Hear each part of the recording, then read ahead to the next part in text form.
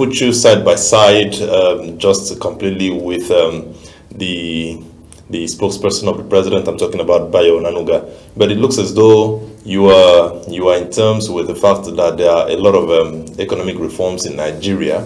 And if that is true, as you have spoken this morning, just like I said, it looks as though you are actually accepting that there are economic reforms in Nigeria. Let me take you to what Bayo Onanuga said. He argued that, in his words, President Tinubu's reforms have laid down many fundamentals that would ensure growth in Nigeria. Now, the question would be, what specific indicators should Nigerians actually watch out for to determine whether these fundamentals are translating into the real economic growth of the country? Okay. I think that's no brainer. If you take it one after the other, the first one is the removal of economic. The fuel subsidy. So before this particular government came into effect May 29, 2023, you discovered that Nigeria was funding its budget. Funding its debt by 97% of its resources. So, but when this government came in and saw that there was virtually nothing left to run governments, from the word go, even when so many people have actually castigated and blamed the president for having not thought through that decision before he made the pronouncement, and because they have not put also in place what will mitigate the effect of that pronouncement.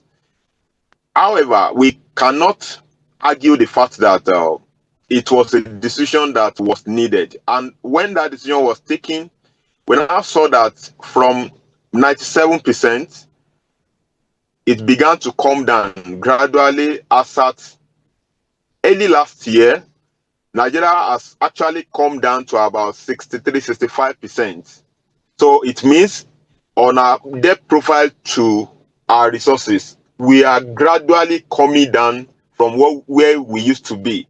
So today, the debt profile is going down. No, people will tell you that government is still borrowing money. Yes, government is borrowing money, but not at the rate it was before this government came in. So that's one aspect of it. Another aspect of it is the fact that today, we have stability in our forex market. From last year till now, foreign exchange in dollar has been hovering around 1,300, 1,350 in the CBN back end, and in the what do you call this one? Parallel market. The difference has always been like 5 to 10 naira difference. Not like the way we used to have it in those days, when you can get 350, 450 in CBN and you can take it out there, you make double of that. That's what we call round tripping. So that has stopped. Those are the gains of those policies. And apart from that, just last month, we understood that our foreign reserve had gone to about 52 point something billion dollars. That is 7-year high.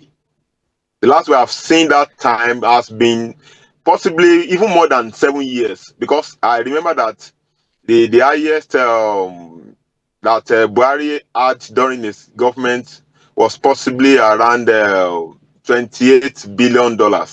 So, and before he left, I think the thing had actually come down, and today we are back to 52 point something billion dollars. Those are the gains of the decisions that have been taken by this government. So, and I think no any sensible Nigerian will want to argue those obvious achievements in the area of economic performance, particularly macroeconomics indices. But the fact is that some of these things that we talk about, have they actually translated to a better life for Nigerians? that could be argued. You talk about the area of education. Like I mentioned last time I was in the studio, NEFON is a game changer for Nigerian students, particularly in the higher institutions. You see today now a parent or a family that has 4 children in the university, they don't bother about how to pay their school fees again, like you used to have in those days when you like that have to go to school and you have to pay through your nose because you have to pay the money from your pocket. There is no any alternative for funding other than you working for money and send your children to school. But today, government is not just paying their school fees, they are paying them stipend of 20,000 naira every month. So that's one policy that it's what commendation for this particular government.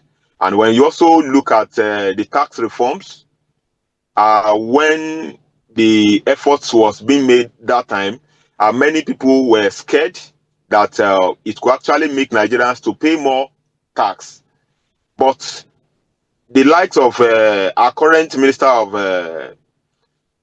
Finance and coordinated the coordinator of the economy, that's Taiwo Idile. He made frantic efforts to enlighten Nigerians, to sensitize Nigerians that contrary to what they have in mind, that it will actually release many from the burden of paying taxes. Like today, if you are earning less than 8 or 10,000 naira as a Nigerian worker, you don't bother yourself about paying tax. And if you are earning more than that, it becomes incremental. So you discover that even some of you that are paying taxes before this year, before it took effect from this year, what you paid last year, you compare it to the same thing you are paying now, you discover that you are paying lesser. So what this whole thing is all about is that those who have more should pay more, and those who have less should pay less. So I think that policy is also a policy that even a number of northern states that were skeptical, that were scared of what would be the effect of that kind of policy, now they are comfortable with it. So there is more money to the states now. But we make more money in taxes. We make more money from revenue from oil. And because we have freed a lot of money from the money we used to pay subsidy, now there is more money going to the states. A state that has been collecting 2 billion naira before 2023 or in 2023, now collecting 9 billion naira per month. The question I've always asked is that why are people not concerned about how these governors are spending our common patrimony? How are Nigerians so comfortable that the only time they remember to query government is when they are talking about federal government? Why the bulk of this money that we've been making, that we sacrifice for? Because this money comes from the sacrifices Nigerians have made. Before now, I fueled my car with just about 11,000 naira plus. But today, I have to fuel the same car with over 70, over 80,000 naira. So the excess of the money I'm paying is going to the states. It's going to departments of government. So I believe that governments, every Nigerian should have reason to query their governors, query their local government officials, to know how these monies are being spent. We need to follow the money. It's not just about Tinubu. We should talk to our governors. We should know what they are doing with these billions that are going to them every month. It has never been this good. Today, you don't see any state in Nigeria that is not paying salary. Today, you see them embarking on all manner of among the governors in Nigeria today, apart from Lagos, that is a center of excellence.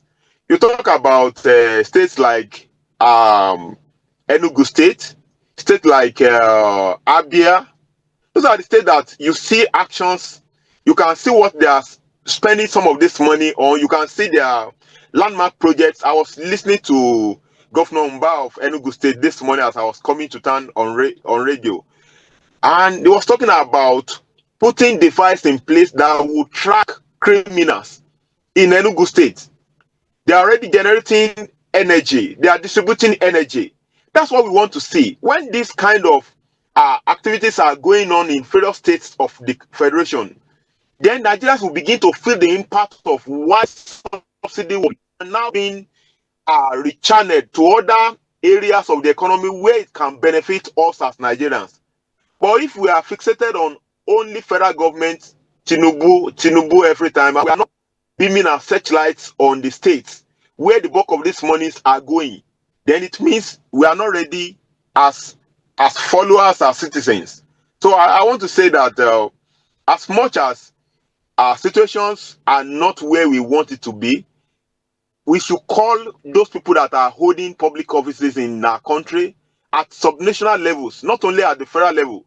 Call them to account. Our governors, our local government, after all, after the judgment of the Supreme Court, now local governments in many states are now getting access to their money. So we want to know what they are doing with that money. So we want to know what those monies are spent on. So let there be accountability. And let's hold you there. Thank you very much.